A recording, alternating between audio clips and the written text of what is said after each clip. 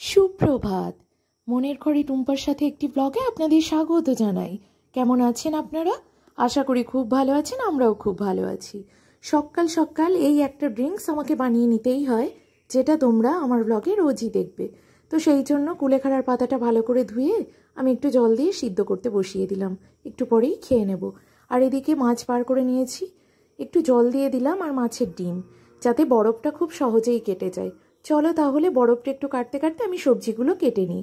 তার জন্য বটিটা নিয়ে বাইরে যাই। দেখো আমি সবজিপাতি বারও করে নিয়েছি, কি কি রান্না হবে একটু ভেবেও নিয়েছি। এই যে রসটা আমি এবারে খেয়ে নেব। এদিকে পটল ভাজা অর্ধেকটা হয়েছে আর অর্ধেকটা বসিয়েছি আর কি। আর অনেকটা পরিমাণে তেল দিয়েছি বলে ভাবছো তো, এর আগের দিন টুম্পা বলল আবার এত তেল। হ্যাঁ বন্ধুরা, একটু তেল বেশিই পড়ে গেছে বটে, কিন্তু ভাবলাম এই তেলেই সব কিছু বানাবো।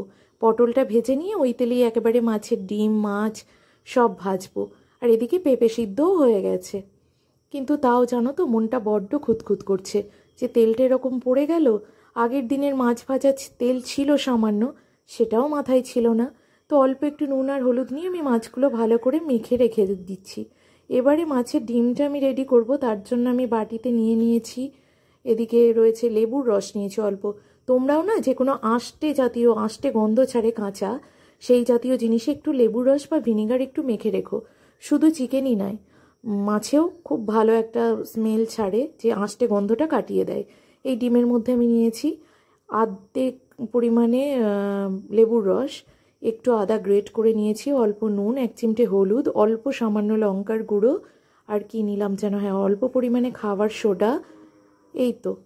আর হ্যাঁ আলু সিদ্ধ, যেটা দিলে ডিমগুলো অত ছিটকায় না। তো চলো তাহলে ঝটপট করে পটল ভাজাটাকে তুলে নিই। বারবার চোখ পড়ে যাচ্ছে জানো তো, বাপ্পা এসেই পটল ভাজা দেখে বুঝতে পারবে বেশ ডুবো তেলে পটল ভেজেছি। তো দু এক কথা শোনাবে, কি আর করব, ভুল হয়ে গেছে, শুনতে হবে। এদিকে আমি পেঁয়াজ কুচি আর কাঁচা লঙ্কা কুচি আমি মাছের ডিমে মেখে নিয়েছি। আর এদিকে দেখো মাছের ঝোল বানাবো, তার জন্য মশলাটা রেডি করে নিয়েছি।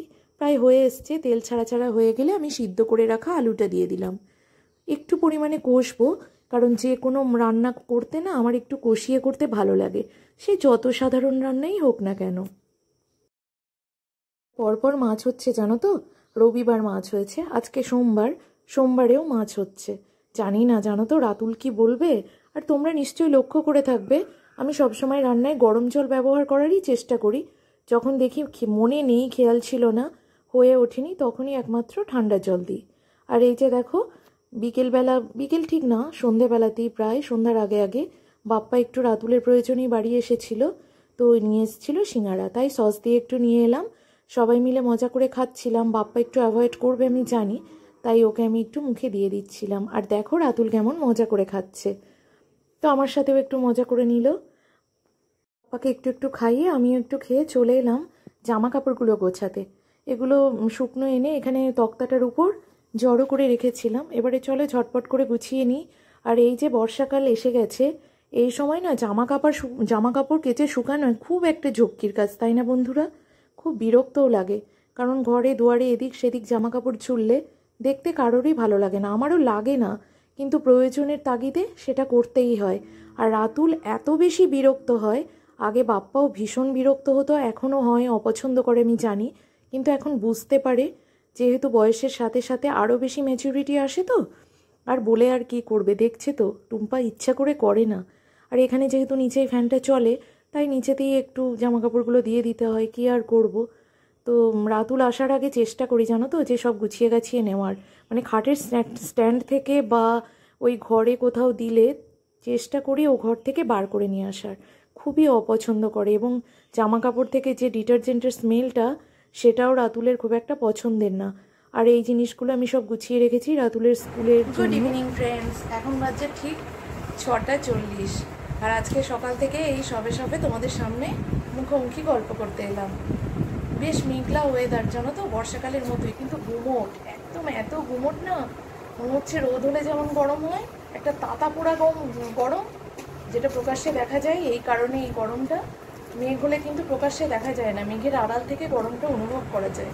রাতুলের অ্যাসাইনমেন্টের কাজ আজকে হলে শেষ, তো আজকে রাতে হলে মোটামুটি শেষ, কালকে জমা দিতে পারবে। বাপ রে বাপ, কি ঝক্কি যেমন ওর তেমন আমার।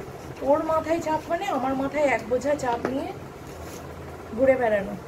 সন্ধ্যা দিয়ে এলাম, মনে হচ্ছে ঘেমে গেছি, মানে ঘেমে চান করে গেছি, এত ঘাম হচ্ছে আমার। কি জানি আমার একারই হচ্ছে না সবারই হচ্ছে, আমি বলতে পারবো না। তো চলো, সন্ধ্যাবেলায় তো জলখাবার মিটেই গেছে, দেখলে তোমরা।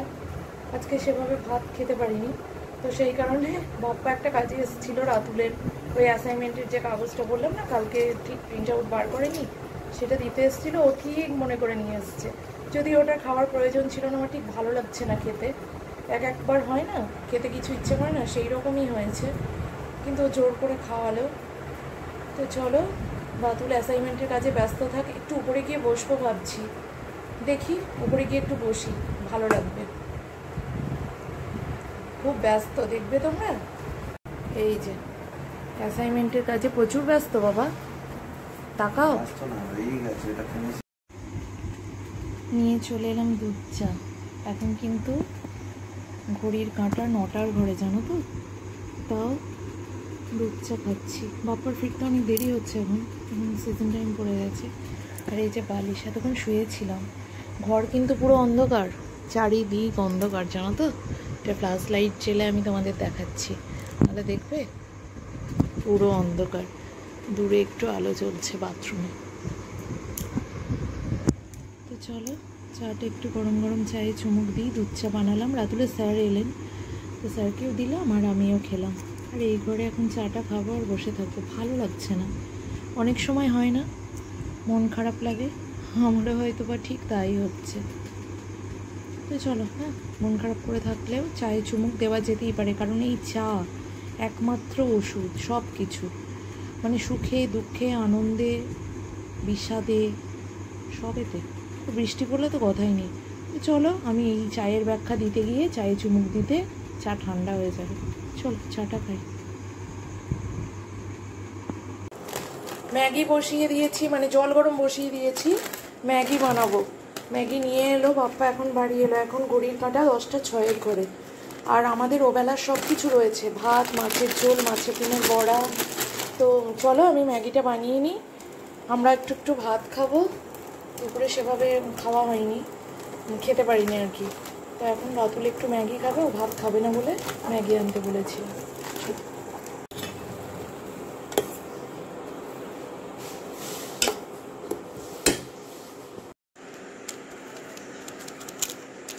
একটু শুকনো মশলা দিয়ে দিচ্ছি, ভাল লাগে খেতে। 1 প্যাকেট দিয়েছি বানানোর সময়, কালার দেখেই বুঝতে পারছো।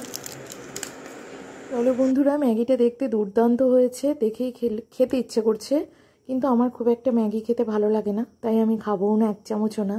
আর এদিকে দেখো বাপ্পা বোঁদে নিয়ে এসছে। তো আমরা রাতের ডিনারে বললাম ভাত খাবো আর রাতুল একটু ম্যাগি খাবে, কিন্তু সবশেষে একটু মিষ্টান্ন মুখে দেবো, মানে বোঁদে। বোঁদে খেতে আমাদের বাড়িতে সবাই ভালোবাসে। তো বন্ধুরা, আজকের মতো এই পর্যন্তই, দেখা হচ্ছে নেক্সট ডে নতুন একটা ব্লগের সাথে। আপনারা খুব ভালো থাকবেন, সুস্থ থাকবেন, নিজের শরীরের খেয়াল রাখবেন, আর অবশ্যই হাসি মুখে থাকবেন। টাটা, দেখা হচ্ছে নেক্সট ব্লগে।